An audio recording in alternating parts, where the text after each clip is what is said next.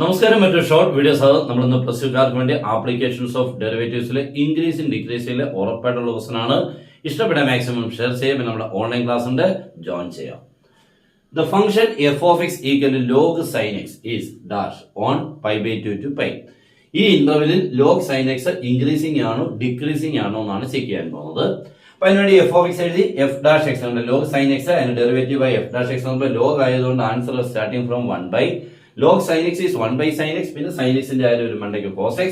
അപ്പൊ cos x by sin x becomes cot x. Okay, ഇനി നമുക്ക് ഈ ഇന്റർവെൽ ആണ് ചെക്ക് ചെയ്യേണ്ടത്. അപ്പൊ on pi by 2 to pi f dash x ആയ കോട്ട് എക്സിന്റെ വാല്യൂ ഈ ഇന്റർവെലിൽ പോസിറ്റീവ് ആണോ നെഗറ്റീവ് ആണോ നോക്കണം. ഈ പൈ ബൈ 2 ടു പൈ എന്ന് പറയുന്നത് 90 to 180 ആണ്. ഈ 90 to 180 എന്ന് പറയുന്നത് സെക്കൻഡ് ക്വാഡ്രന്റ് ആണ്. ഓക്കെ, ഈ സെക്കൻഡ് ക്വാഡ്രന്റിൽ കോട്ടെക്സ് എഫ് ഡാഷ് എക്സിന്റെ വാല്യൂ കോട്ടെക്സിന്റെ വാല്യൂ നെഗറ്റീവ് ആമോനെ.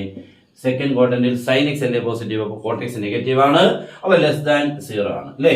അപ്പൊ നെഗറ്റീവ് ആയി കഴിഞ്ഞാൽ ആ ഫംഗ്ഷൻ എന്തായിരിക്കും, അവിടെ ഡിക്രീസിംഗ് ആയിരിക്കും. Good bye.